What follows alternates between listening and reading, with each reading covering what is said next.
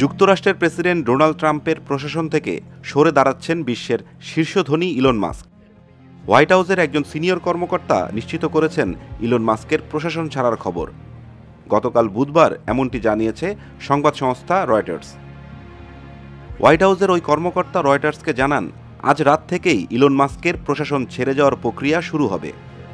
এর আগে সামাজিক যোগাযোগ মাধ্যম এক্সকে দেওয়া এক পোস্টে ইলন মাস্ক ট্রাম্পকে ধন্যবাদ জানিয়ে বলেন, সরকারি দক্ষতা বিভাগে তার বিশেষ সরকারি কর্মকর্তার দায়িত্ব শেষ হয়ে আসছে। বিশেষ সরকারি কর্মকর্তা হিসেবে 130 দিন ম্যান্ডেট নিয়ে দায়িত্বে আসেন মাস্ক। তার এই সরকারি দায়িত্বের মেয়াদ 30 মে পর্যন্ত। চলতি বছরের জানুয়ারিতে দ্বিতীয় মেয়াদে প্রেসিডেন্ট হিসেবে শপথ নেওয়ার পর ট্রাম্প মাস্ককে নবগঠিত সরকারি দক্ষতা বিভাগের দায়িত্ব দেন। এই বিভাগের মূল লক্ষ্য ছিল কেন্দ্রীয় সরকারের ব্যয় কমানো এবং কর্মী ছাঁটাই করা। এটা সরকারের সরাসরি কোনো অংশ নয়, তবে ট্রাম্প প্রশাসন জানিয়েছেন ফেডারেল সরকারকে পুনর্গঠন এবং কর্মী ব্যয় কমাতে ডিওজি এর প্রচেষ্টা অব্যাহত থাকবে। মাস্ক ও ট্রাম্পের নেতৃত্বাধীন ডিওজি ইতোমধ্যেই প্রায় 2,60,000 বেসামরিক কর্মী ছাঁটাই করেছে বলে জানিয়েছে রয়টার্স।